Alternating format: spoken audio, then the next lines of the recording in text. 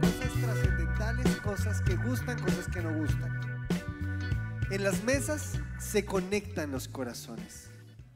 Mi primera cita fue en una mesa. Mi primera cita con mi esposa, con Angelita. Estábamos en un centro comercial y me permití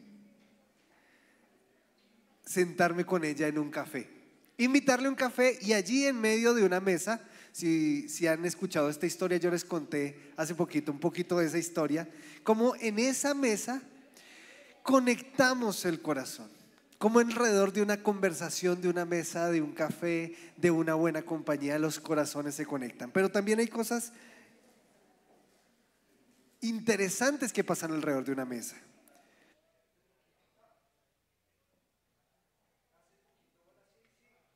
Me quedé sin sonido, ya volvió. Hace poquito vi a alguien de esta iglesia que le propusieron matrimonio en una mesa. No voy a decir nombres porque no pregunté si podía contar, pero está muy nervioso el susodicho.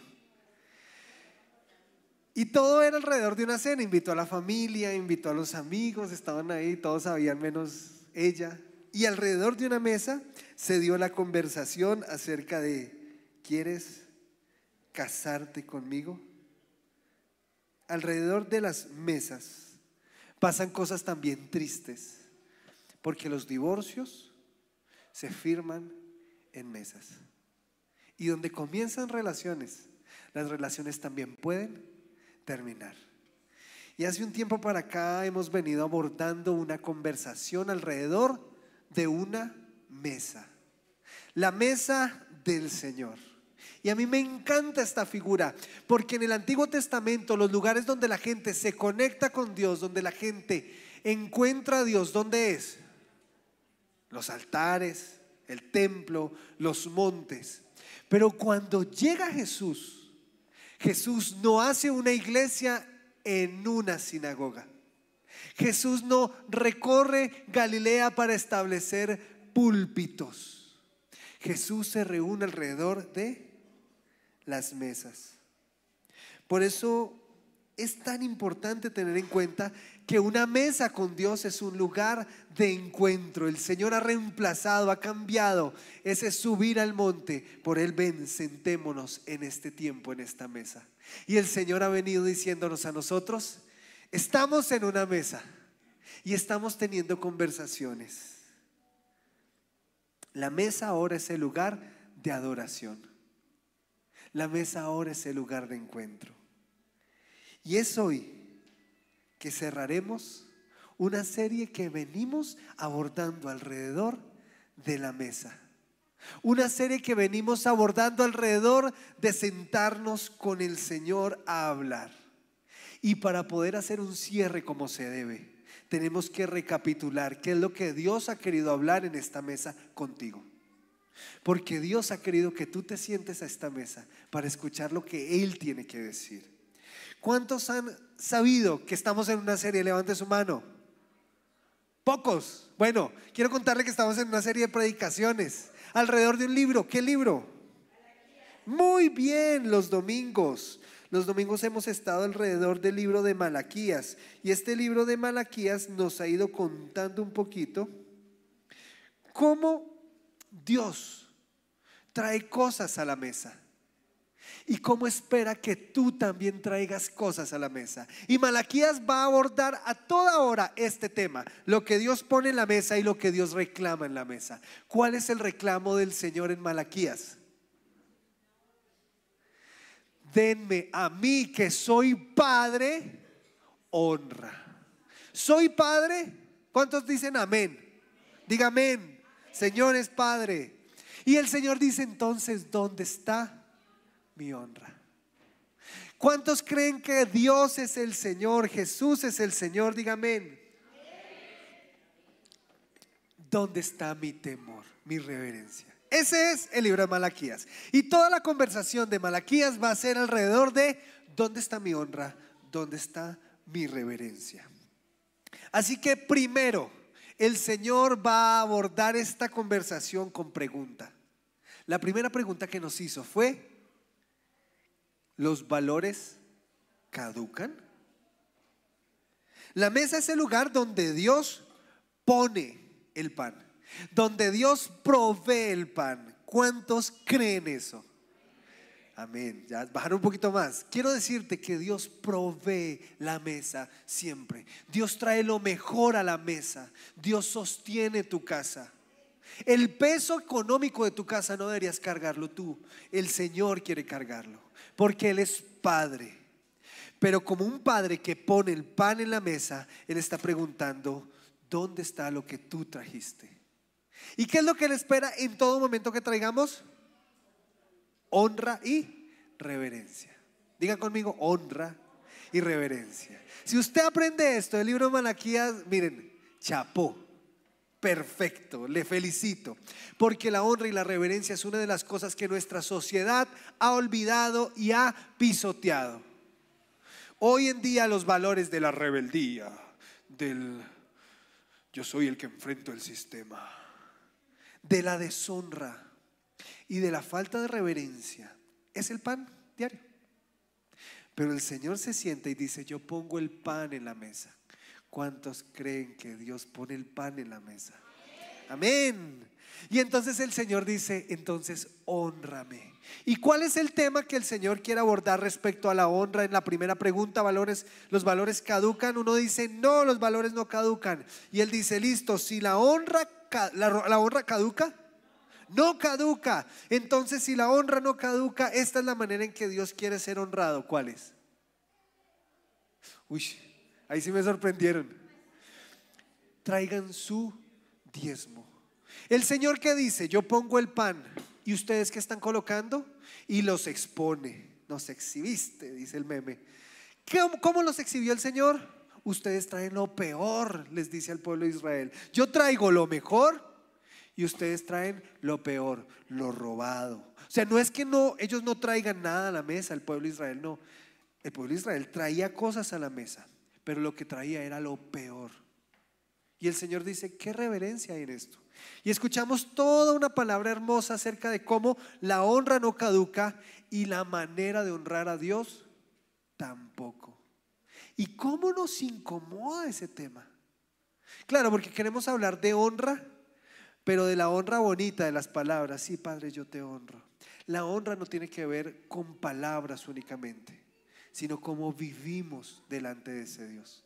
Y si tú te sientes incómodo, te felicito, porque estás entendiendo la palabra. Porque la deshonra incomoda. Y yo he sido confrontado con esta palabra. Pero la segunda cosa que Dios aborda es: los amores caducan. ¿Y qué dijimos? No, los amores no caducan. ¿Y qué es lo que va a hacer el Señor ahí? Traer a la mesa el reclamo de la obediencia a la palabra. Dice: ok, el amor no caduca, no. Ok, entonces este es el pacto. ¿Dónde está la obediencia al pacto? Trae la ley y dice: la ley, ayer aprendíamos, aquellos que fueron y recibieron al corazón en este evento de Enfócate, el cuerpo ministrante que fue invitado, fui muy bendecido en una expresión que se dijo allí. El pacto es la manera en que Dios se relaciona con la humanidad. Y Él trae un nuevo pacto, pero el pacto es una manifestación del amor de Dios. Dios dice: este es el pacto. ¿Dónde está la obediencia? ¿Dónde está el amor a la palabra? Y lo segundo, ¿hay amor? ¿El amor no caduca? No. Listo, ¿dónde está el pacto con tu esposa? ¿Dónde está la honra a tu esposa? Y el pastor abordaba aquí todo el tema que tenía que ver con esa honra y ese amor a Dios y el amor a tu esposa. Porque vivimos en una sociedad donde se dispararon los picos de divorcio. Últimamente en toda la historia no ha existido más divorcios. Los últimos años han despuntado en eso. Entonces, ¿dónde está el amor a la palabra? Ese es el reclamo del Señor. ¿Dónde está la honra al matrimonio? Pues el amor no caduca. Y después veíamos nuestra tercera pregunta hace 8 días. ¿Quiénes estuvieron? Había un elemento aquí. El martillo, ¿no? Nos acordamos, mi esposa ya con tremenda maceta y con el paño del servicio. Y el Señor pregunta, ¿las promesas caducan? Y hace un reclamo. Ustedes han sido violentos. O sea, esa palabra a mí, cuando yo leí, me pegó en lo profundo, porque yo nunca había escuchado al Señor en esta tónica. No está diciendo ustedes son malos, que sí. Está diciendo sus palabras son violentas conmigo. Este pueblo ha venido también en una serie de violencia. ¿Por qué? Porque el divorcio es violencia. Pero ahora se sube aquí a la mesa y esta gente le dice a Dios: tú eres un Dios malo. Y sus palabras fueron violentas. Viene un reclamo de esta gente y el reclamo es: ¿dónde está tu justicia? ¿Sí recuerdan cuál era la pregunta? Decían ellos: es que servir a Dios es en vano, no sirve de nada servir a Dios. ¿Por qué? Porque los impíos, los malos, los que no temen a Dios, esos son los que le agradan a Dios. Esos son los que Dios no los prospere y hace que le vaya bien. Entonces, ¿yo para qué te sirvo, Señor? Unas palabras muy duras. A ti no te importa la justicia. Al Dios que llamamos el Dios de justicia, el pueblo le decía: a ti no te importa la injusticia. Pero el Señor les promete algo. ¿Recuerdan la promesa que se habló hace 8 días? Yo les ayudo. A los que les sirven, Él los perdonará. Porque dice ahí: los perdonaré como un padre que perdona a los hijos que les sirven. Y hace otra promesa: y al final de los tiempos ustedes entenderán quiénes son los buenos y quiénes son los malos. ¿Las promesas caducan? No. Y por cuanto las promesas no caducan, la palabra de Dios viene hoy a recordarnos la última promesa del libro de Malaquías. Una promesa vigente para la sociedad en la que vives y para la situación en la que estás. Esta es la manera correcta de cerrar esta serie de predicaciones, este libro de Malaquías y este Antiguo Testamento, porque hoy vamos a leer el último capítulo del Antiguo Testamento y va a ser sorprendente cómo termina. Así que acompáñame al libro de Malaquías capítulo 4. Y quiero decirte que para algunos judíos el libro de Malaquías solo tiene 3 capítulos. Y este 4.º capítulo hace parte del 3.º, porque es una consecuencia. ¿Cuántos tienen la Reina Valera por ahí? ¿Cómo empieza el capítulo 4 de la Reina Valera?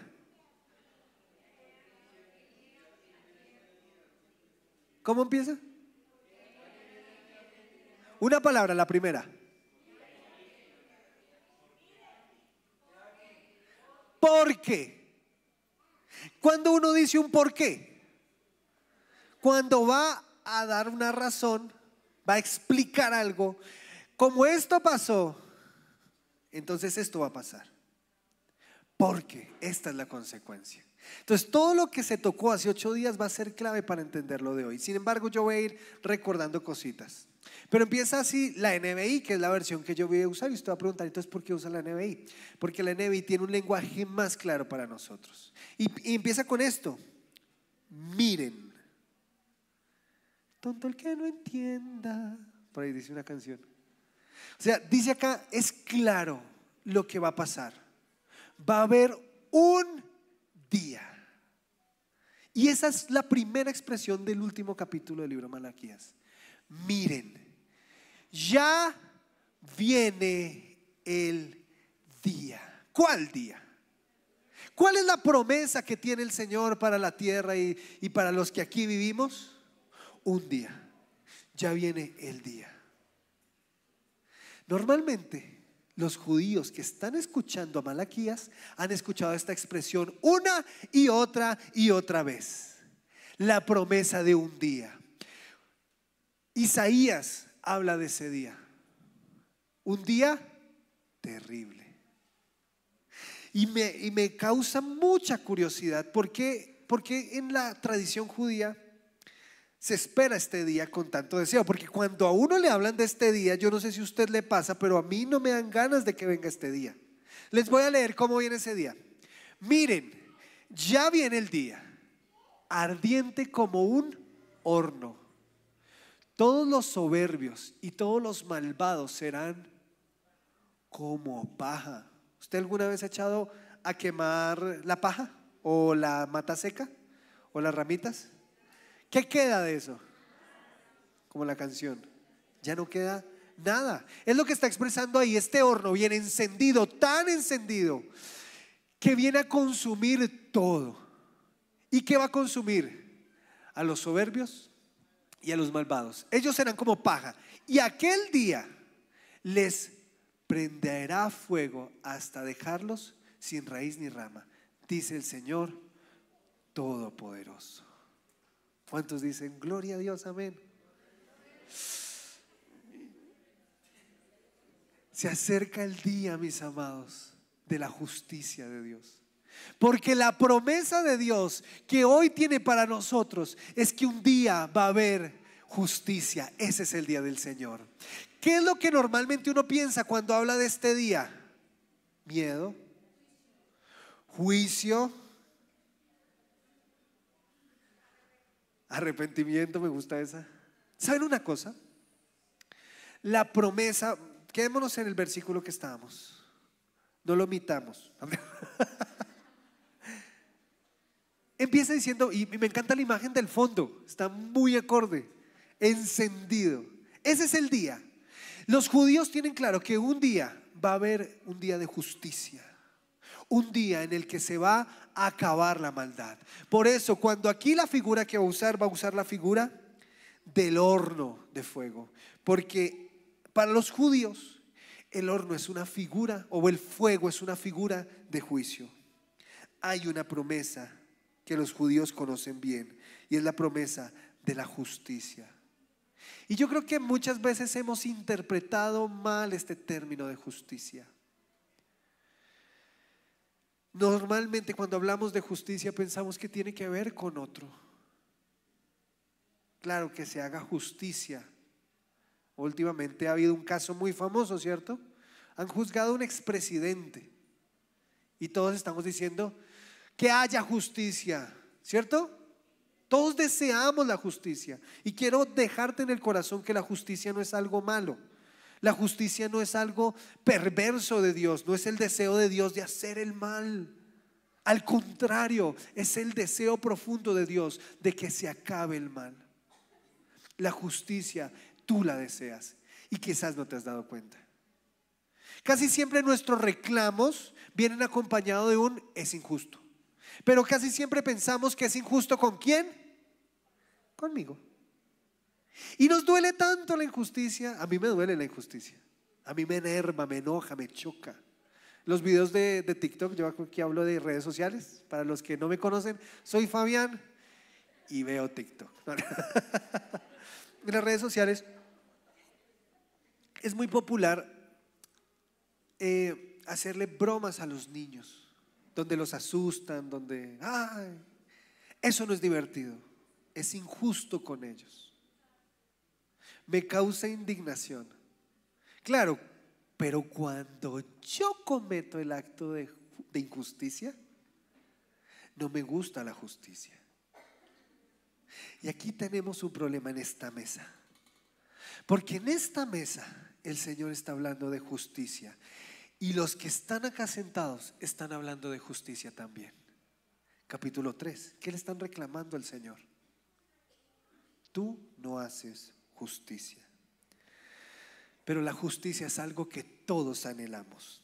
La justicia es la promesa para anhelar, pero también es la promesa para temer. Y es que eso va a depender de qué lado de la mesa estés. El Señor viene sentándose en la mesa.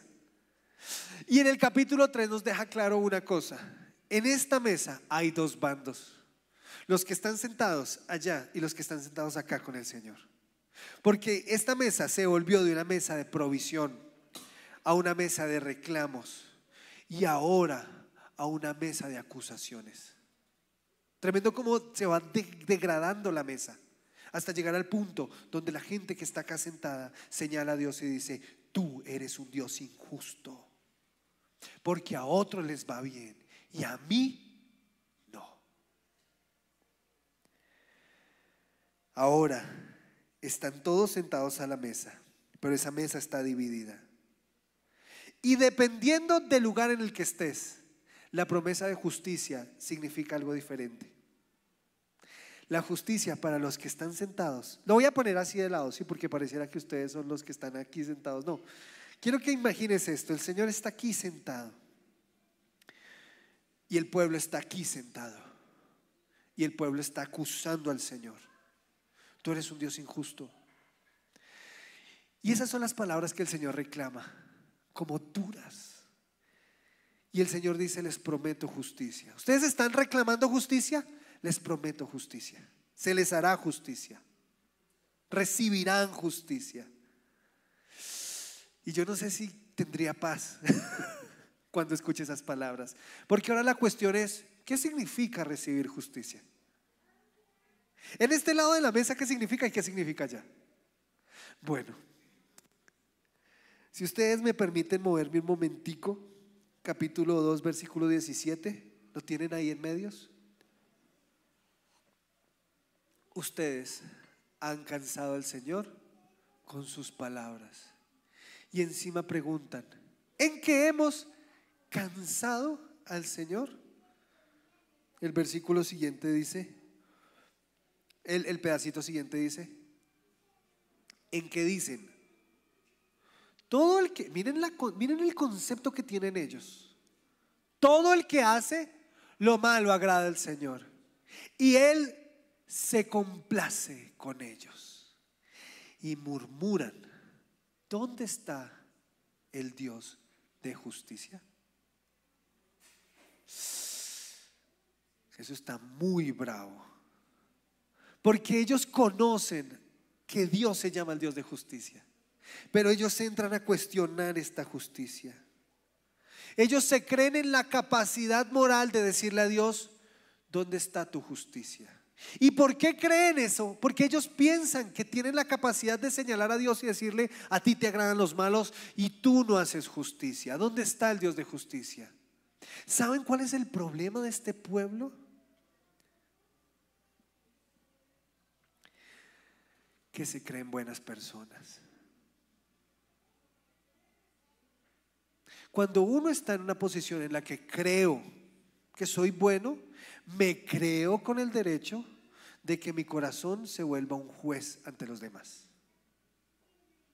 Son aquellas personas que fácilmente entran a señalar y a juzgar el corazón, las intenciones de otros. Claro, como a mí no me ayudan, claro, como yo no soy el que recibe el beneficio, el Señor está beneficiando a los otros, a los malos. ¿Qué hay detrás de eso? Yo sé que es la justicia. Yo entiendo la justicia. Uno de los grandes problemas de una persona para que se encuentre con Dios es que crea que es buena. Eso es un engaño del diablo. Aquellos que se creen buenos creen que no necesitan a Dios. Aquellos que se creen buenos son aquellos que siempre tienen la razón. Nunca se equivocan, por tanto nunca tienen que pedir perdón. ¿Cómo llamamos a esto? Soberbia. Y ahora no parece tan lejana la promesa de justicia, porque a los orgullosos, a los soberbios y a los que hacen la maldad, el Señor erradicará. Y hay un gran peligro en nuestros corazones, como dice la canción: nuestros corazones insaciables son tan ligeros para proferir juicios. Tan fácil juzgamos, a tal punto de creer que podemos juzgar a Dios. Una locura. Eso es un engaño, una manera tan equivocada de interpretar la realidad. Porque a veces creemos que nuestras acusaciones en contra de Dios son justas.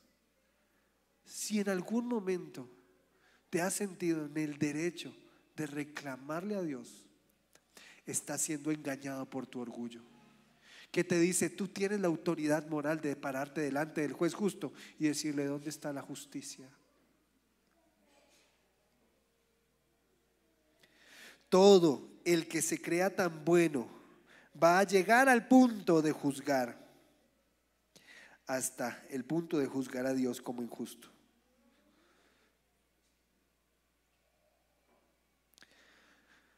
Son aquellas personas que siempre tienen como señalar. Es que esa iglesia, es que ese amigo, es que ese jefe, en ese lugar, siempre la responsabilidad siempre es de allá. El que está sentado en esta mesa no ve lo que él está haciendo. Por eso las preguntas una y otra vez en Malaquías es: pero ¿y cómo te hemos deshonrado? Si notan esa incapacidad de reconocer la maldad. Pero ¿en qué te hemos ofendido? ¿En qué te hemos faltado al respeto?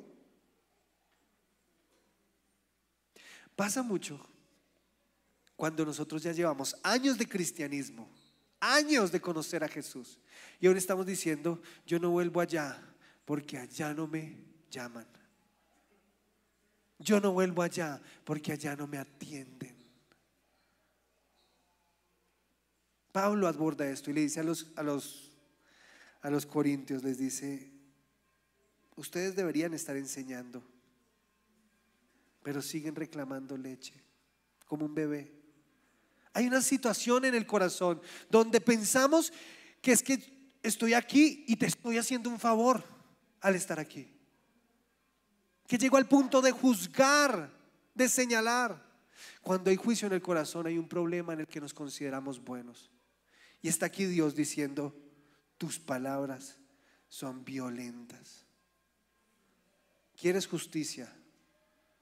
Te prometo que vendrá un día de justicia. Y esa es la justicia de Dios, una justicia real que erradica la maldad. No quiere decir que tú no puedas reclamar cosas justas a los demás.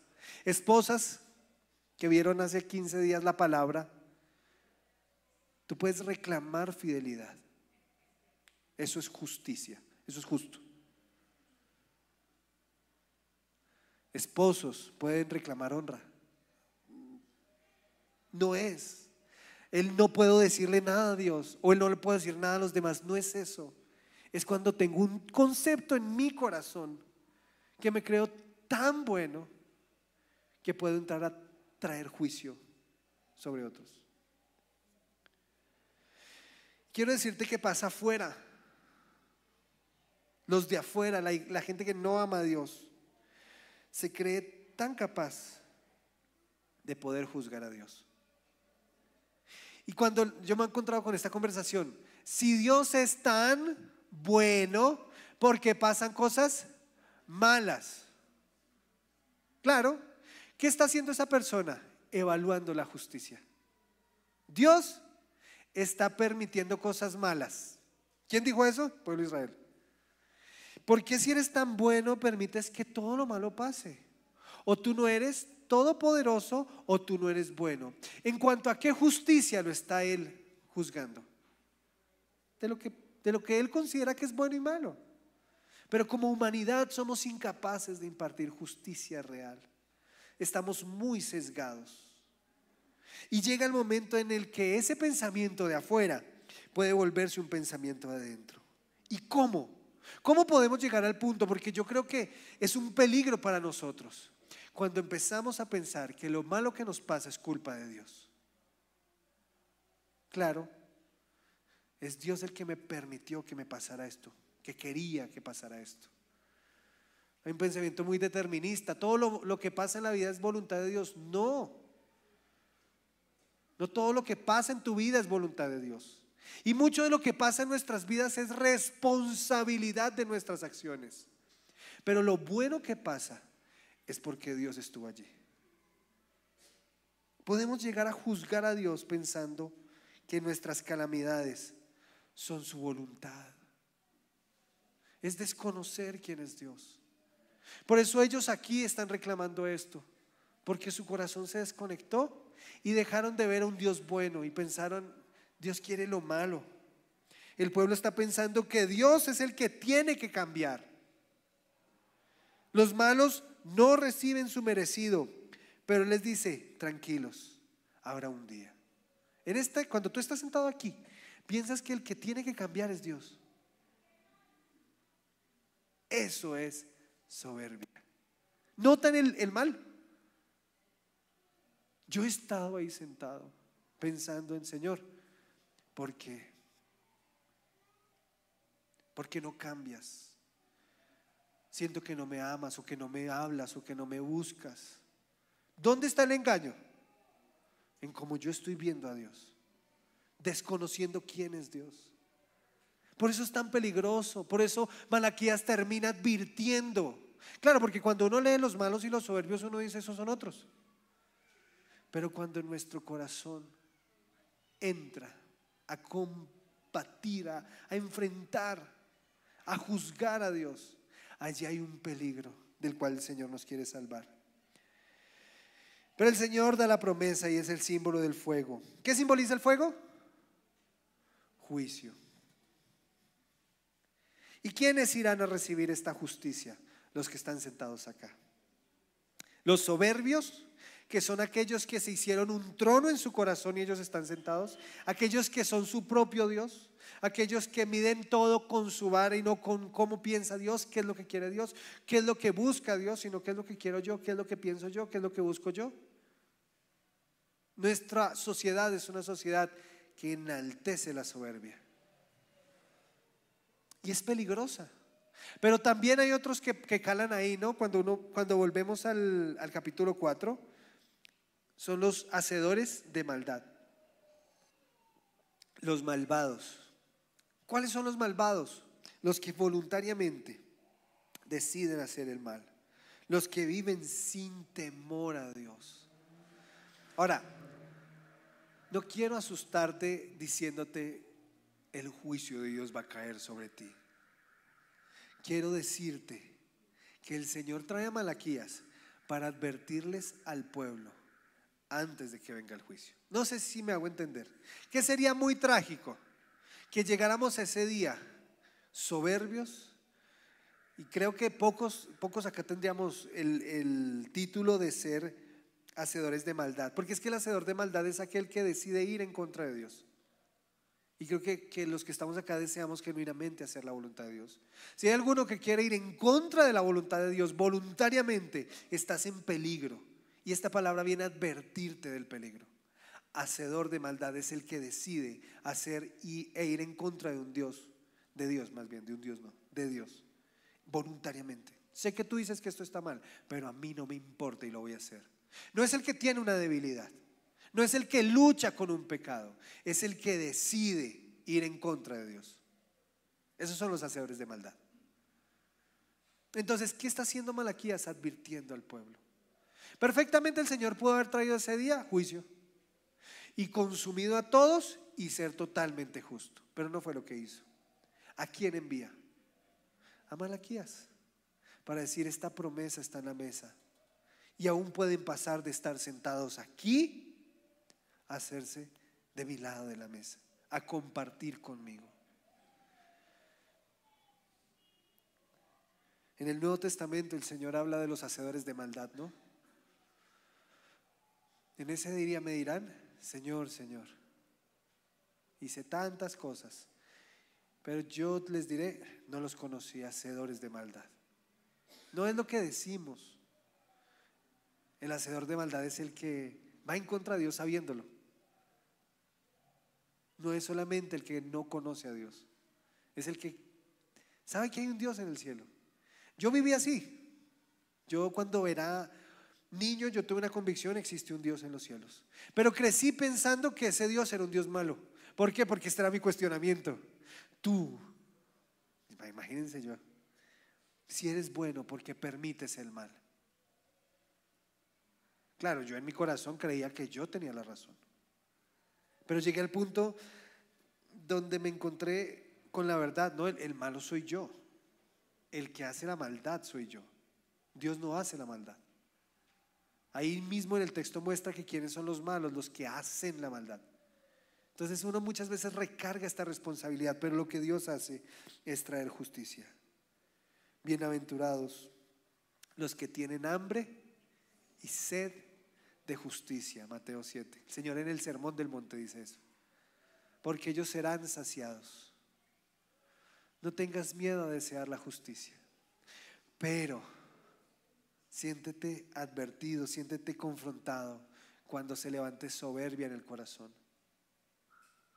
¿Qué es lo que va a hacer el Señor? Plantear otra promesa. Es la misma promesa, pero esa promesa significa diferente si está sentada aquí. Versículo siguiente. Versículo 2. Pero para ustedes. En el capítulo anterior viene hablando de dos tipos de personas, ¿recuerdan? De los judíos que están sentados acá y dicen: de nada sirve servirte, yo no te quiero servir, eso no sirve de nada. Y el Señor habla de ellos, pero habla de unos terceros. Dice: hay unos que temen mi nombre, que yo los he escuchado. Ahorita vamos a mirar un poquito de eso. Pero ¿qué es lo que está haciendo aquí el Señor? Diciendo: no todo el pueblo está así. Hay una parte, ustedes. Y a ustedes esta promesa de justicia significa algo distinto. Y miren qué figura tan preciosa. ¿Cuál es la figura del juicio para los malvados? El fuego. Dígale al que está al lado: no se duerma, no sea que se queme. La figura es el fuego. La justicia se ve como el fuego. Pero en el capítulo 2, ¿cuál es la justicia? Pero ustedes que temen. ¿Cuál es el reclamo del Señor en la mesa? Temor y honra. Pero ustedes que temen mi nombre, se levantará el sol. Qué expresión más bella, el sol de justicia, trayendo en sus rayos candela para matarlos, salud. Y ustedes saldrán saltando como becerros bien alimentados. ¿A usted no le parece precioso ese Señor? Que junto a la justicia da la promesa de justicia del día, pero ese día no significa lo mismo para todos los de la mesa. Para aquellos que tememos el nombre del Señor, el Señor nos dice: ese día significa para ti un sol. Ahora quiero hacer una claridad. ¿A quiénes les da esta promesa? ¿A los rectos? ¿A los buenos? ¿A los que andan así que no se equivocan? ¿A los perfectos? Porque uno piensa que esos son los justos, uno piensa que esos son los temerosos. El Señor no está hablando de una conducta, sino de actitud hacia Él. El Señor dice allí: a los que temen. ¿Quiénes son los que temen? ¿Quiénes son? Capítulo 3, versículo 16.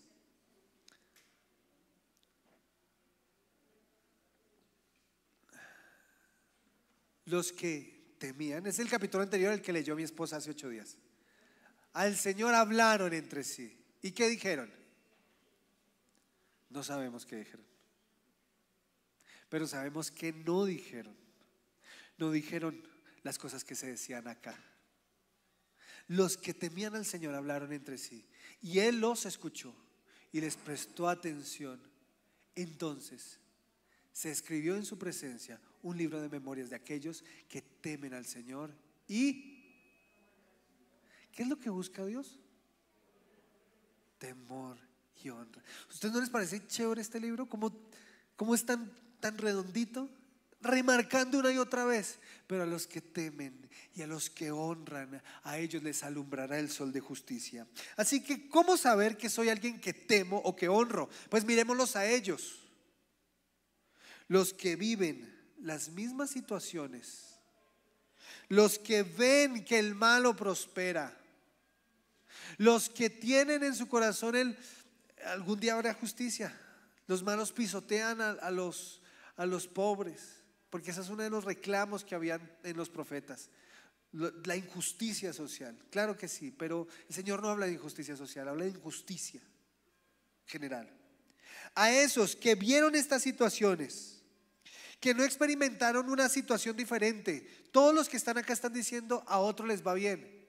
Bueno, los justos también podrían hacer esa demanda, pero ellos deciden no hacerla. ¿Qué hace a los temerosos temerosos? Que ellos vivieron la misma situación que los violentos, que los malvados, que los que están aquí reclamando al Señor, pero no cuestionaron al Señor, no salieron a juzgar al Señor.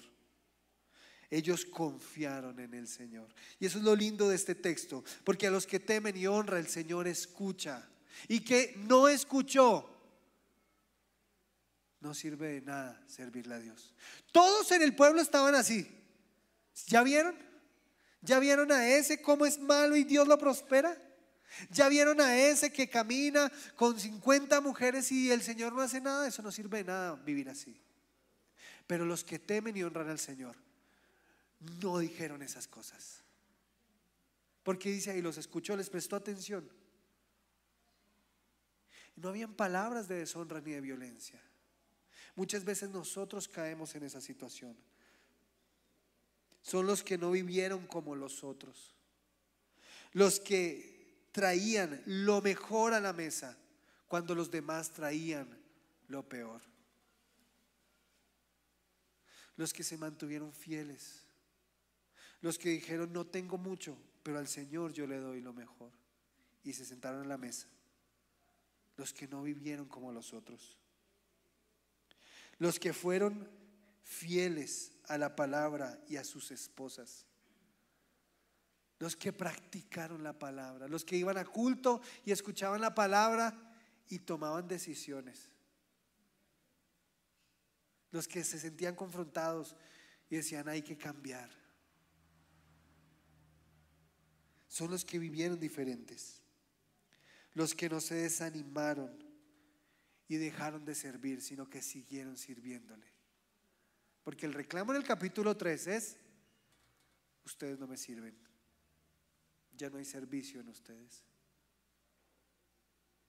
Son aquellos que a pesar de que ven que el malo prospera, yo sigo sirviendo a mi Dios, yo sigo viviendo para mi Dios, para mi Señor. Los que necesitaban perdón. ¿Quiénes necesitan perdón? ¿Los buenos? Eso me da una paz a mí, porque claro, cuando yo veo a esta gente yo digo no, pues grave. Los que necesitaban perdón y los que cometen mal, los que pecan aún necesitan perdón, porque en el capítulo 3 el Señor dice que los perdona. ¿Los perdona de qué? Pues de su maldad. No son los que son perfectos, son los que se mantienen viviendo diferente. Claro, tienen luchas, equivocaciones, pero Dios les perdona. Para ellos, la promesa del sol de justicia se alza como algo que no caduca. La promesa no es para los perfectos, sino para los que honran y temen al Señor. Y el Señor les promete el sol de justicia, un fuego que no los exterminará. Allá están tomando el sol, fuera. ¿Se sabían que necesitamos del sol para muchas de las cosas que hacemos en la vida, no solamente para ver? La depresión también está asociada en los países nórdicos, en los países que quedan hacia el norte, donde muchos meses no hay sol. Está asociado con la falta de sol. O sea, el sol es importantísimo, produce vitamina D, hace crecer las plantas. Los rayos UV son capaces de matar algunas bacterias. O sea, hay una serie de cosas que hace el sol. Es un fuego que no nos mata. Es un fuego que trae vida, que trae salud. Esa expresión es preciosa. ¿Podemos volver al versículo 2? Y en sus alas, en sus bordes, en sus rayos, trae sanidad. El versículo 2. Se levantará el sol de justicia, trayendo en sus rayos salud. ¿Dónde pasa eso? ¿Quién es el sol de justicia? Porque es una promesa, ¿no? Esa promesa para nosotros ya pasó. Jesús es el sol de justicia. Pero ¿saben una cosa? Jesús trae el juicio de Dios. Porque el juicio de Dios viene a causa de la injusticia. ¿Ustedes y yo somos injustos? Sí, despierta al de al lado y dile: sí, tú eres injusto. Muévelo, muévelo, no lo dejes dormir. No sea que venga el horno. Y dile: sí, tú eres injusto. Y dile: y yo soy injusto. Pero el sol de justicia puede traer vida. ¿Por qué? Porque Jesús recibió la justicia de Dios. ¿Cuándo? Cuando decidió encarnarse en la tierra, habitar como tú y como yo, en la tierra con un cuerpo. Decide no pecar para que la ira y la justicia, el fuego, no lo consumiera. Pero Él decide tomar tu maldad y llevarla a la cruz y recibir el día del Señor. ¿Qué hace el Señor Jesús en la cruz? Recibir tu juicio. Porque a veces pensamos que no, que la vida cristiana es que Dios me perdona mis pecados.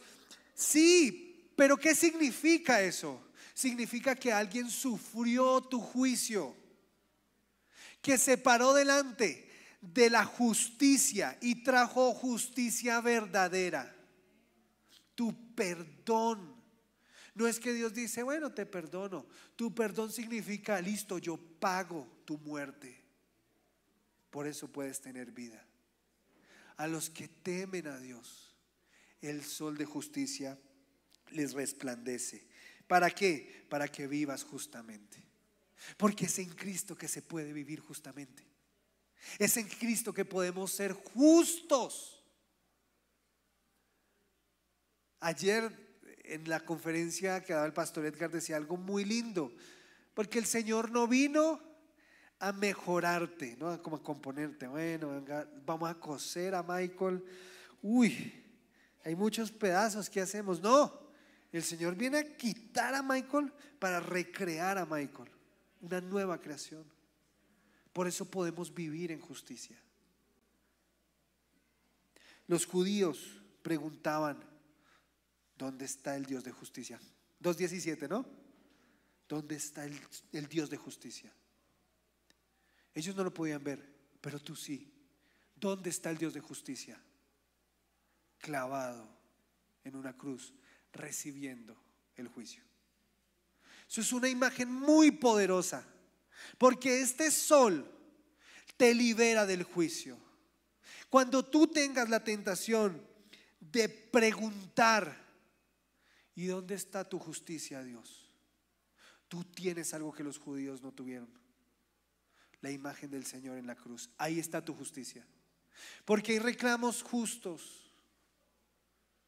¿Por qué mi papá se fue? ¿Por qué mi mamá murió? Cosas que duelen en lo profundo. Porque un tercero. Estas son historias que quizás aquí en Bogotá no vivimos tanto, pero el enfrentamiento armado ha matado muchos padres, pastores, cristianos, madres, hermanos e hijos que no son la voluntad de Dios. Y hay un reclamo: Señor, ¿dónde está la justicia? ¿Por qué no hay justicia? El Señor está aquí diciendo: te prometo que va a haber. ¿A quiénes? A todos los que han sufrido injusticia. Ustedes que están acá, ¿dónde pueden obtenerla? En la cruz. En la cruz hay justicia, hay sanidad, porque este sol trae salud. Dios no dejó de hacer justicia, la hizo en Jesús. Él pasó el horno para que te salvaras tú de él. Él pasó el horno para que tú no lo conocieras. A eso le vamos a conocer como justificación. Él recibió el horno de fuego. Hablaba en estos días con un adolescente. Me encanta hablar con los adolescentes. Y en nuestro grupo, esta adolescente decía: es que mi colegio es re injusto. No reconocen lo bueno que hago. Y claro, cuando la injusticia es hacia uno, uno siente que hay injusticia hacia uno, pues ¿cómo se siente el corazón? Triste, enojado. Todos nosotros tenemos reclamos de injusticia. Pero cuando quieras ver justicia, ¿dónde debes ver? A Cristo. Cristo es la justicia. Las demandas de justicia se acaban cuando entiendes la cruz. Cuando tengas la tentación de sentarte al lado de la mesa y preguntarle a Dios: ¿dónde estabas? ¿Dónde está tu justicia? Mira el Calvario y mira la cruz. Allí está la justicia de Dios. ¿Y cuál es la consecuencia?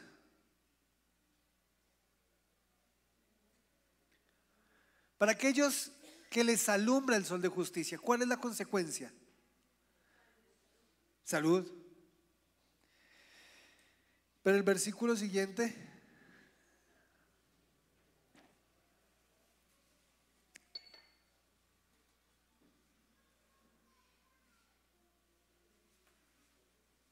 el día que yo actúe, ustedes pisotearán a los malvados y bajo sus pies quedarán hechos polvo, dice el Señor. Hay dos consecuencias. ¿Puedes devolverte un momentico al 2, a la parte final?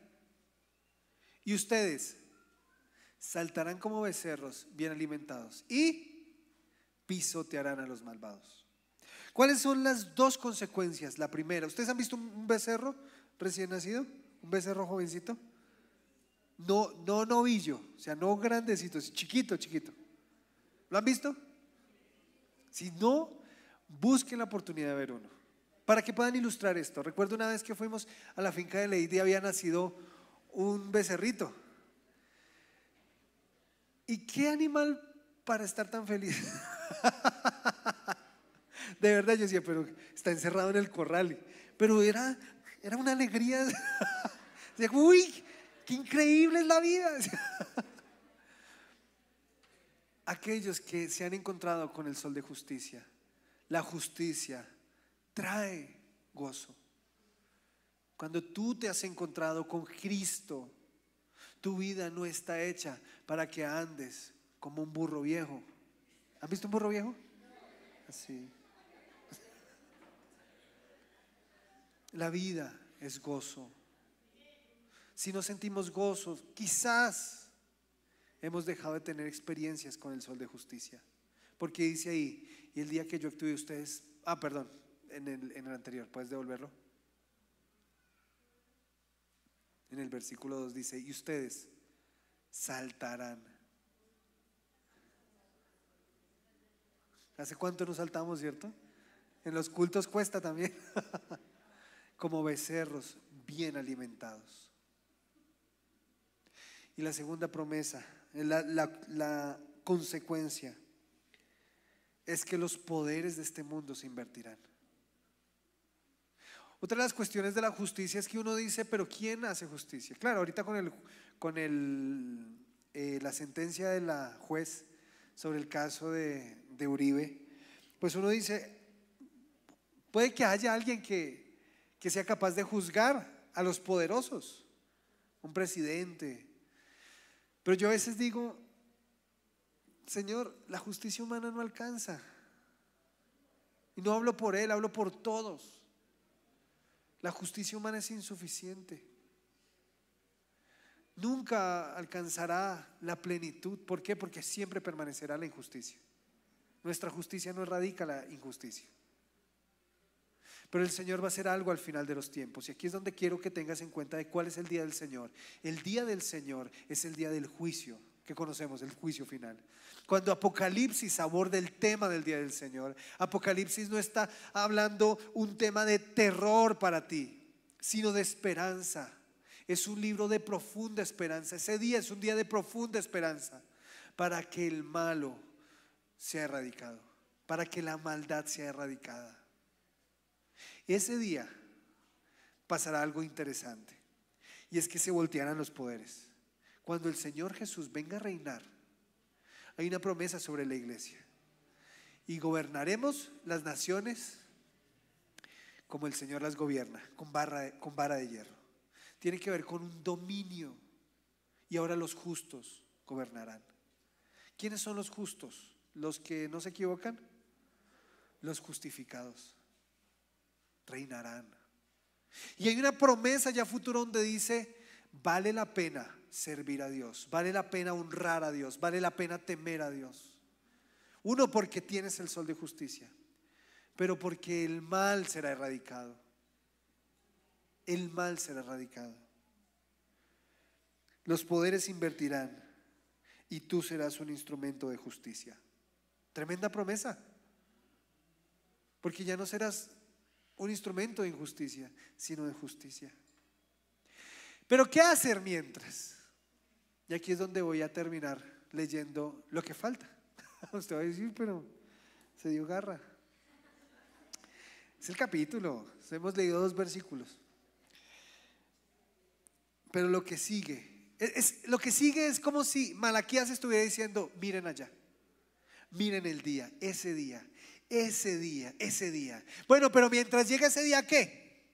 Versículo 4: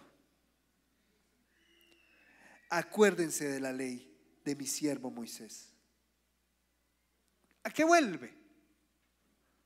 Al pacto, a la palabra. Recuerden los estatutos y las ordenanzas que di en Horeb para todo Israel.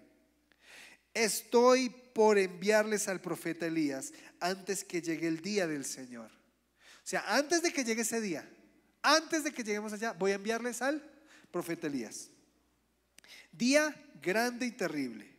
Él hará que los padres se reconcilien con sus hijos y los hijos con sus padres. Así no vendré a herir la tierra con destrucción total. ¿Quién tiene por acá la Reina Valera? La persona que tenga buenos pulmones. Ay, si nadie levanta la mano, no. Pulmones no tengo. Don Antonio, ¿puede leer por favor ese último versículo? Porque aquí el 5 y el 6, porque aquí dice el 6, solamente el 6 en la Reina Valera. Porque aquí dice que hará reconciliarse, pero la palabra que aparece allí en el hebreo no es reconciliación, sino ¿qué es lo que hará este profeta? Él hará volver el corazón de los padres hacia los hijos y el corazón de los hijos hacia los padres, no sea que yo venga y hiera la tierra. ¿Con qué?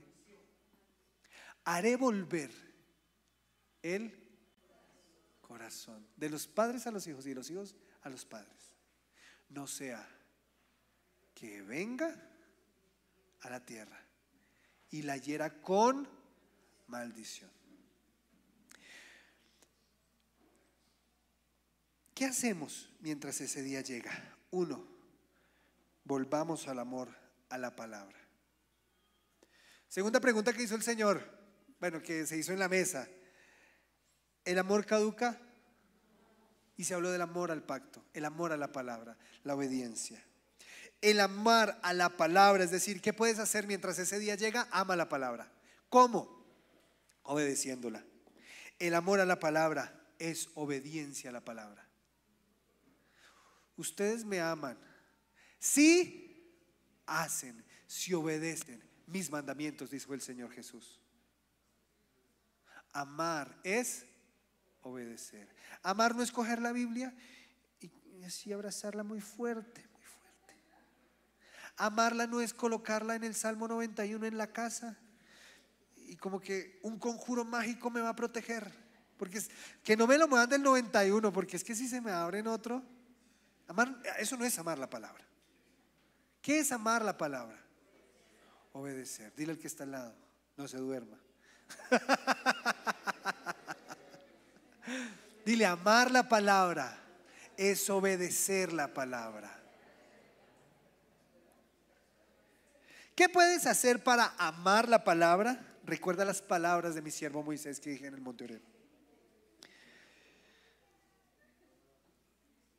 Honra al Señor, porque la honra no ha caducado. La honra no caduca, ni la manera de honrarlo. Sé fiel con tus diezmos al Señor.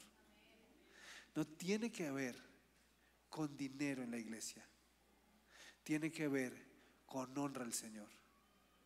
Por alguna razón al Señor le plació darnos la administración de nuestros recursos, pero Él espera honra. No olvidamos el texto que tanto se nos dijo esa vez: mía es la tierra y su plenitud. Yo soy el dueño de el oro y la plata. Cuando yo olvido que Él es el dueño, yo me vuelvo el dueño. ¿Y cómo actúo? Como Señor, deshonrando. ¿Cómo amo la palabra? Obedeciendo. ¿Cómo amo la palabra? Honra a tu esposa. Esposos, honren a sus esposas. Esposas, honren a sus esposos. Esa es una manera de amar la palabra. ¿El amor caduca? ¿Las promesas caducan? ¿Cómo honrar la palabra? ¿Cómo obedecer la palabra? Sirve al Señor. Hace 8 días ese era el énfasis: sirve al Señor. Porque si tú le sirves al Señor, Él se agrada de tu servicio. Pregunta: ¿Dios necesita ser servido? Dios no necesita nada de nosotros. Él existía antes de que este planeta fuera formado. ¿Dios necesita algo de este planeta? No. Honra al Señor, pero sírvele. ¿Por qué? Porque Él te ama. No le sirves porque Él necesita tu servicio. Tú le sirves porque es una manera de mostrar tu amor a Él. Entonces, si lo primero es amar, ¿qué es lo segundo? ¿Qué tiene que ver esto lo de Elías? ¿Qué vamos a hacer mientras ese día llega? Bueno, vamos a amar la palabra, vamos a obedecerla. Pero ¿qué es lo segundo? Dice él: yo envío a Elías. Quiero pedir un favor. Lucas capítulo 1,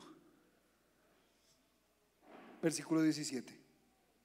¿Quién es Elías? Porque la promesa es que vendrá un tal Elías, ¿no? Don Elías. El profeta del cual está hablando Malaquías murió hace mucho tiempo. Bueno, no murió, fue arrebatado, se lo llevaron al cielo.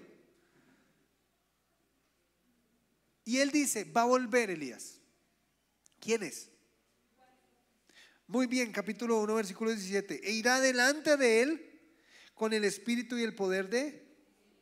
¿Qué es lo que está diciendo aquí el Nuevo Testamento? Lucas está diciendo que el Señor Jesús, que el Padre, que Lucas mismo reconoce que aquel Elías del cual Malaquías hablaba era Juan el Bautista. Y mira lo que vino a hacer: para hacer volver el corazón de los padres a los hijos. Vuelvo a leer: e irá delante de él, Juan el Bautista, que es como Elías, delante de Jesús. E irá delante de él con el espíritu y el poder de Elías. A eso se refería cuando dice: les enviaría a Elías. Para hacer volver el corazón de los padres a los hijos, y de los rebeldes a la prudencia. Qué precioso. De los justos, para preparar al Señor un pueblo. ¿Por qué el Señor le interesa la reconciliación, la manera en que los padres vuelven el corazón a los hijos y los hijos a los padres? Porque esa es la manera en que se dispone el pueblo para recibir al Señor. ¿Cómo hizo esto Juan el Bautista? Porque el que hizo esto es Juan el Bautista, ¿no? Ahí dice: para reconciliar a los padres, para que los padres, el corazón de los padres volvieran a los hijos y el de los hijos a los padres. ¿Cómo lo hizo? Porque según Lucas él lo hizo. ¿Cómo? No nos cuenta mucho acerca de Elías los evangelios, ¿cierto? Pues nos cuenta más que muchos. ¿Cuál era la predicación de Elías? El arrepentimiento muestra un corazón que se vuelve al Padre. ¿Qué es lo que vino a hacer el Señor con esta promesa? ¿Qué es lo que hay que hacer mientras todo este tiempo? Reconciliarse, volver el corazón de los padres hacia los hijos. ¿Pero por qué? Miren, amada iglesia, Cuando ustedes en su casa vean deshonra de padres a hijos y de hijos a padres, tienen que saber que ese no es el problema. Porque un corazón que deshonra a un padre, un corazón que deshonra a un hijo, es un corazón que no se ha reconciliado con Dios, que deshonra a Dios. ¿Cuál es el reclamo de Malaquías? Bueno, del Señor en la mesa. Honra. ¿Cómo se evidencia la honra a Dios? Cuando en la casa también hay honra. Si Juan el Bautista dice la manera de que los corazones de las familias se reconcilien, va a ser el arrepentimiento. Y comienza con el Padre. ¿Con quién hay que arrepentirse? ¿Con quién hay que volver el corazón? Con el Padre. Porque un corazón que deshonra a Dios es un corazón que no está conectado con Dios. Juan el Bautista viene a traer arrepentimiento, a decir arrepiéntanse. Cuando la honra a Dios es restaurada, el deseo del Señor es que vuelva la honra entre padres e hijos. Porque la deshonra trae maldición. La deshonra de padres a hijos o de hijos a padres es una evidencia de falta de temor y honra al Señor.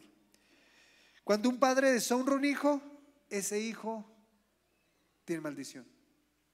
Y usted va a decir, ¿cómo? Hay una muy poderosa. Se distorsiona la manera en que ese hijo entiende a Dios. Los niños van a entender quién es Dios según cómo sea su relación con sus padres. Cuando un padre deshonra a un hijo, el niño va a creer que así también es Dios.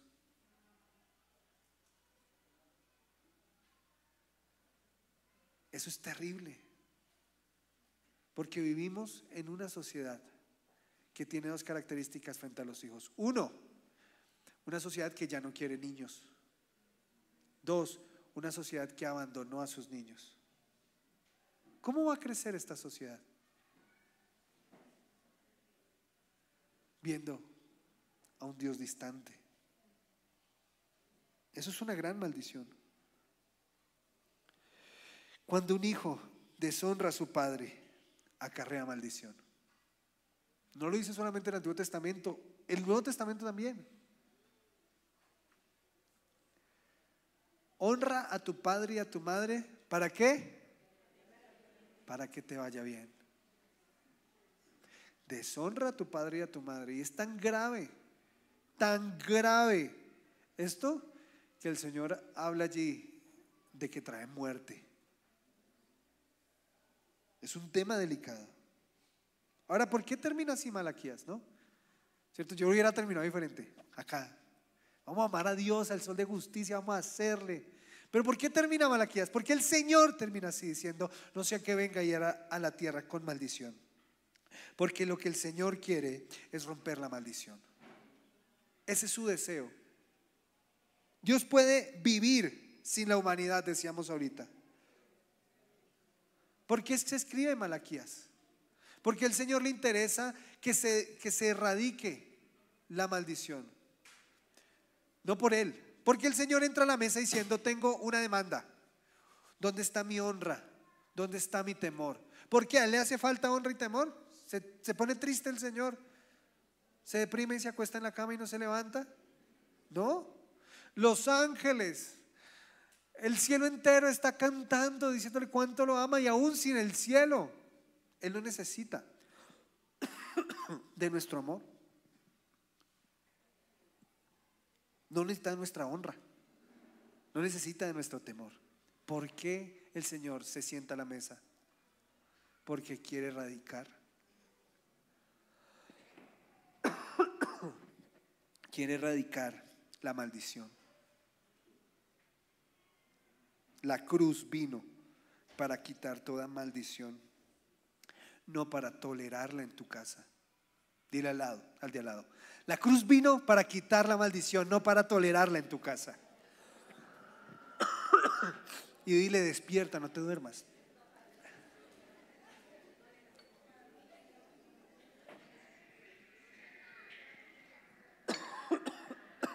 ¿Me ayudas con agua?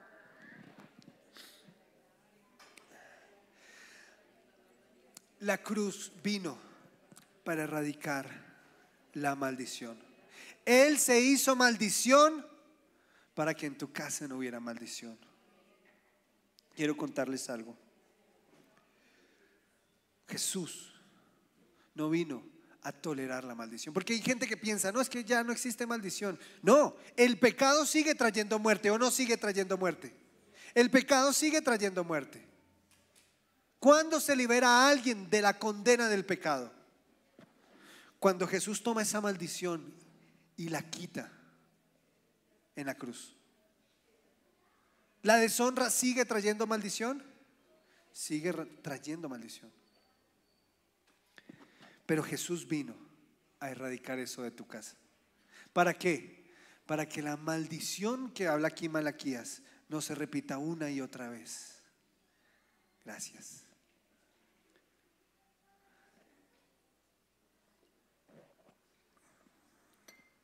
Porque Él espera honra, pero por Él no, para que yo no reciba maldición. ¿Sí es claro esto? Porque Él quiere que tú temas su nombre. Porque el que no teme al Señor vive en contra de Dios y se vuelve un hacedor de maldad. Y va a llegar un día en el que el Señor de este lado tiene que prometer justicia y no quiere erradicarte. Ninguno de aquí somos buenos. Todos merecemos el juicio de Dios, pero Cristo lo tomó. Mi relación con mi papá, yo amo a mi papá. Es tan buen papá, pero yo no lo entendía. Porque yo crecí con un papá que no sabe expresar de algunas maneras su amor. ¿Por qué? Porque su papá no se lo hizo saber.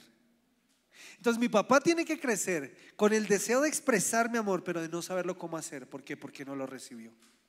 Eso es maldición. Entonces crezco yo con la idea de mi papá es un papá que está, pero tan lejano. Yo no entendía cuáles eran sus actos de amor. Entonces crezco con esta idea. Mi papá, o sea, sí nos amamos, pero yo podía durar días sin hablar con mi papá. Yo podía ir sentado con mi papá en el carro y no pronunciar una palabra. Una frialdad.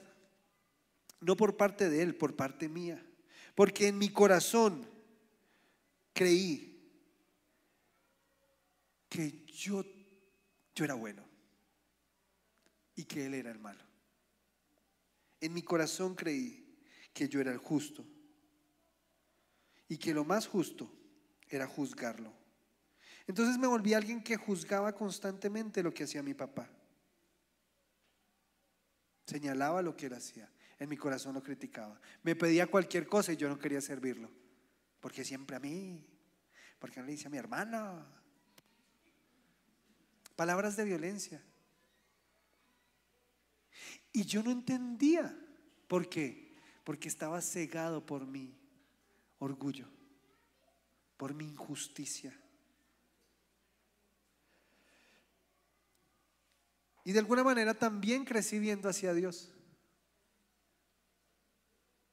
Creí que Dios era un papá distante emocionalmente, que podía proveer el pan en la mesa, pero que no quería hablar conmigo, que Él podía darme cosas buenas, pero no un abrazo.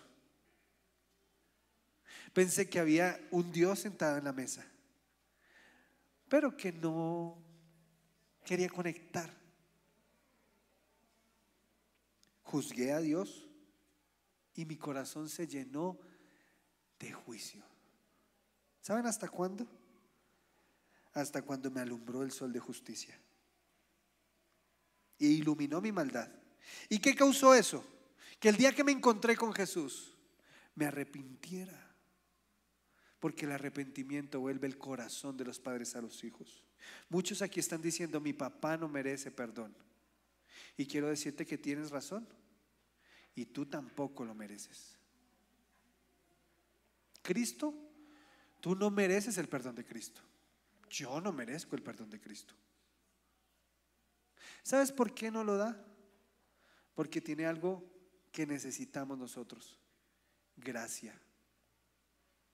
La gracia es un favor que no merecemos. Y somos tan buenos para pedir gracia, pero tan malos para dar gracia. Y el Señor dijo: lo que recibieron por gracia, denlo por gracia.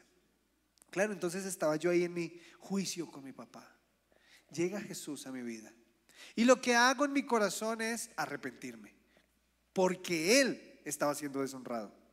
Restauro mi corazón con Él, mi relación con Él, pero Él me tiene que llevar al arrepentimiento de mi manera de llevar mi relación con mi papá. Él no me dijo: sí, es que su papá debió hacer esto, esto y lo otro. No, tu corazón está envenenado. El pecado te ha cerrado, y si no eres capaz de reconciliarte con Él, no vas a ser capaz de reconciliarte conmigo. Porque es un engaño creer que Dios te perdona y tú no perdonas. Y quiero que me mires este momento, mírame. El autoengaño es el peor de los engaños, porque te hace creer que tú estás en lo cierto. El Señor Jesús, en el Padre Nuestro que tantos conocemos, dice: perdóname como yo he perdonado, no como yo voy a perdonar. ¿Se entiende? Perdóname como yo he perdonado. Pero se nos olvida un pedazo del Padre Nuestro que no nos lo enseñaron, no lo aprendimos. Perdona mi maldad como yo he perdonado a los que me hacen el mal o a mis deudores. No me dejes caer en las manos del enemigo y líbrame del que hace el mal. Amén, ¿cierto? Pero después de eso dice: porque si ustedes no perdonan, no serán perdonados. Muchos acá tenemos demandas con nuestros papás. Nuestro corazón se volcó, se volteó, se desconectó, y estás en un engaño porque piensas que puedes recibir perdón sin perdonar. Y esto es un llamado del Señor, porque crees que estás sentado como yo creía que estaba sentado acá. Pero cuando aparece el Señor con su verdad, me di cuenta que yo estaba sentado era acá. Si no perdonas, no serás perdonado. Por eso este peligro, y dice el Señor, y termina así: y haré volver el corazón de los padres a los hijos. Entonces me trajo arrepentimiento. Tuve que perdonar, pero tuve que hacer algo después: pedir perdón, tomar una decisión en mi corazón. Y mi decisión fue: voy a honrar a mi papá. ¿Cómo lo he deshonrado? La manera en que yo más lo deshonraba era desobedeciendo. No hago nada de lo que él dice. Eso es rebeldía. ¿Qué decidí hacer? Tomé la decisión de que cuando él me pide algo, no haya un no como primera respuesta. Mi respuesta sea un bueno. Si es algo que no puedo hacer o va en contra de mi fe, puedo hablarlo sin deshonrarlo. Esa es una respuesta de un corazón. ¿Cómo puedes hacerlo tú? Porque Dios quiere quitar la maldición de los hogares, para que los corazones de los padres vuelvan a los hijos. Ustedes que son padres y su papá no está aquí en la tierra, el llamado es a traer honra. Reconcíliate con Dios y algo pasa de su corazón a ti. Reconcíliate con tus hijos y algo pasará de tu corazón hacia ellos y de su corazón hacia ti. Las promesas de aquel día no caducan, pero mientras tanto restauremos las relaciones que están deterioradas. 1, honra a tu Padre Celestial. Honra a tu Padre Celestial. ¿Cómo lo puedes honrar? 3 maneras. La primera, trae lo mejor. La segunda, honra la palabra y a la mujer con la que te casaste, al hombre con el que te casaste. Tercera, sírvele. Y cuarta, reconcíliate con los de tu casa. Perdona. Esa es la manera en que puedes amar la palabra. Perdona. Y la manera en que puedes amar la palabra es pidiendo perdón. Perdona y ve y pide perdón. porque siempre nosotros somos responsables de cómo respondemos ante las ofensas. Porque el otro te ofendió, tú no tienes el derecho de lastimarlo. ¿Qué tal si nos ponemos de pie?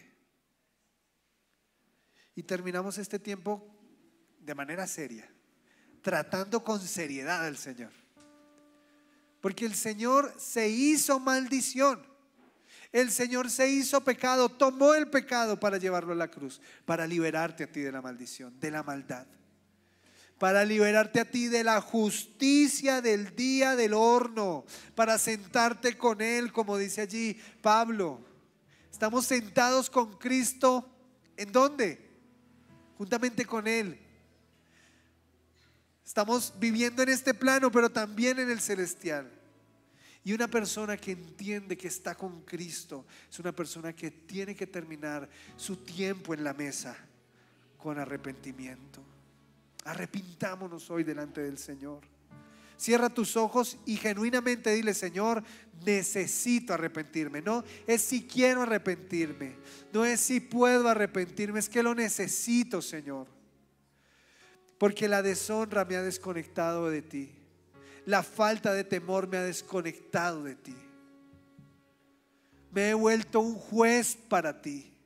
Te he señalado a los otros, a mis padres, a mis hijos. Me he convertido en un gran juez, Señor, creyendo que mi bondad es suficiente para proferir justicia a los demás. Amado Padre, pero quiero traer arrepentimiento hoy. Me quiero arrepentir. Tú enviaste un profeta para volver el corazón de los padres a los hijos, y la manera fue arrepintiéndonos. Dile a Jesús en esta mañana de qué te arrepientes. ¿Qué ofensas, qué palabras, qué acciones has hecho en contra de tus padres, de tus hijos? Si tú piensas que no tienes que arrepentirte de nada, estás en el engaño de la bondad. Estás creyendo que eres bueno, porque solo los que son buenos no necesitan de arrepentimiento. Pero aquí estamos en la mesa, Jesús, para que nos alumbre el sol de justicia. Y terminamos, Señor, este tiempo pidiéndote que nos des convicción de pecado, para que nos alumbre la justicia que trae sanidad. Cristo, gracias por venir a la tierra. Y gracias porque volverás. Hacia allá está la mirada de Malaquías. Ya viniste una vez, pero volverás como el Rey de Reyes y Señor de Señores. Volverás como visible para toda la humanidad. Vendrás por tu iglesia y traerás la erradicación del mal que tanto nos quejamos. Erradica el mal en mí. Dile: Jesús, erradica el mal en mí. El que se levanta para que yo no me reconcilie, el que me estorba para que yo no perdone y para que no pida perdón, el que me desconecta, el que acepta, Señor, la maldad en mí. Erradica eso, Señor, porque queremos restaurar nuestra relación contigo. Y esta es la manera en que termina Malaquías. No sea que venga a la tierra y la hiera con maldición. Ese jamás ha sido tu deseo. No es tu deseo. Tu deseo es la bendición. Cuando le diste la promesa a Abraham, le dijiste: y en su simiente, en su semilla. Y Hebreos nos aclara que la semilla es Jesús. Bendeciré todas las familias de la tierra. Y dile: Padre, yo quiero que bendigas mi familia. Quiero que bendigas mi casa, mi hogar. Pero la manera, Señor, entiendo hoy en que lo vas a bendecir es haciéndome a mí un agente de justicia, trayendo arrepentimiento, Señor, pidiendo perdón, entregándote, Señor, frustraciones, reclamos, quejas en tu presencia, soltándolas allí, para que tú traigas en mí, Señor, perdón, para que yo pueda traer mi corazón a mi padre, a mi madre o a mis hijos, Señor. Perdónanos por la deshonra, pero queremos ver la bendición de Cristo en las familias. La bendición no es comida, la bendición es más que dinero, Señor. La bendición es Cristo en mi familia. Gracias, Jesús, por venir a esto. Te bendecimos y te honramos, Señor. Ese es nuestro deseo hasta el último día de nuestra vida, vivir en temor y honra. Amén. Amén.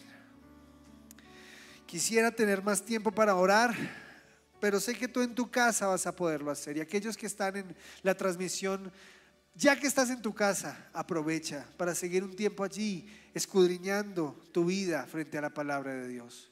Y amada iglesia que está aquí, honra al Señor.